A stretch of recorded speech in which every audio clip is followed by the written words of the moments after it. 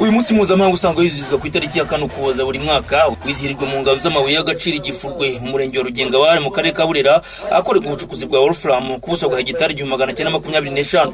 Bamwe mu bagore n'abagabo bahakorera ubucukuzi muri ibyo birori byari byanitabiriye na guverineri w'intara y'Amajyaruguru Gatabazi Jean Marie Vianney, bagaragaje ko nubwo ari akazi gasaba ingufu kabafashije kwiteza imbere. Bashakira na Staze n'umwe mu bacukuzi bakoranye umuhate ku buryo yabishimiwe, naho Uwineza Joyeuse akora ako kazi abagore batitabira gukora. Kwezi maze kwishura abakozi bose buri kwezi ntawo nca munsi y'umushara w'ibihumbi 800. Nabashije gushaka umurasire, maze kugira inka 5, maze kugura amasambu n'amashamba 2 agaragara, maze kubaka inzu yo mu rugo. Urebye muri mine nta mbogamizi zihariye wahura nazo. Imbogamizi wagira ni kimwe nuko nundi wese yazigira.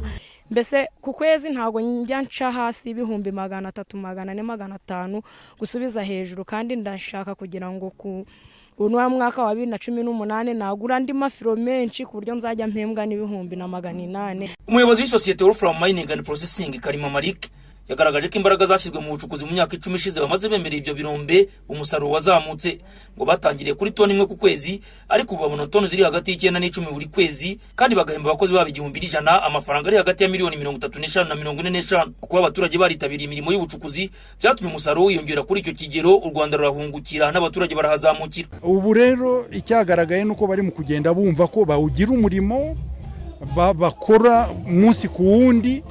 Ubwo nicyo gituma wumva ko umusaruro wacu uri twavuga kuri stable. Twihaye intego yuko twaba kuri amatoni 15 mu mwaka wa 2018. Umuyobozi mukuru w'urwego rushinzwe mine, gazi na peteroli Gatare Francis watangaje ko ubucukuzi ari bwo bwaje kwisonga mu kwinjiza mu gihugu amadovize menshi, yavuze ko uyu mwaka yinjiye yakubye 2 ayarasangwe yinjira. Ngenyo n'ibyo bishingirwaho bavuga ko miliyari 1 na miliyoni 500 y'amadolari y'Amerika ari yazaboneka mu bucuruzi mu myaka 7 iri imbere, kuko ubu n'ibiciro byabaye byiza ku isoko mpuzamahanga. Ibiciro byabaye byiza ku isoko mpuzamahanga.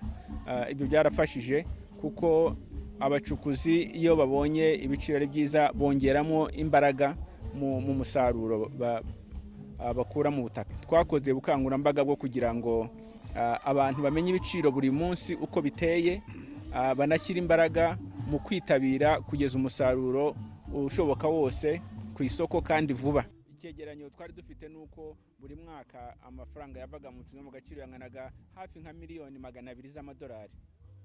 Uyu mwaka ntabwo turabona icyegeranyo cyose cy'amafaranga uko azabangana, ko n'umwaka utari warangira neza, ariko mu gihe cy'ukwezi kwa 11 twari tumaze kurenza amadolari miliyoni 300, ku buryo bishoboka ko tushobora kuzagera wenda hafi nka miliyoni 350, bigenda bigera hafi y'icyerekezo twari twihaye n'intego twari twiyemeje yo kuzageza hafi miliyoni 400. Insanganyamatsiko y'umwaka w'ubucukuzi ni ubucukuzi bwongera umusaruro burimo ishoramari rikataje kandi burwana ku bidukikije, ari navyo guverineri Gatabazi Jean Marie Vianney yashishikarije abaturage cyane cyane abagore kuwitabira, kuko ari umurimo utuma abantu badafusha igihe cyabo busa. Uyu munsi yizihije urwego rushinzwe ubucukuzi mu Rwanda rugaragaza ko akarere ka Muhanga ariko gakorerwamo ubucukuzi bwinshi kubera imari yashowemo, ku buryo ariko kavamo amabuye menshi, nubwo no hirya no hino mu turere turimo n'utw'umujyi wa Kigali hose haboneka amabuye y'agaciro. Twishime Jadofils mu karere ka Burera.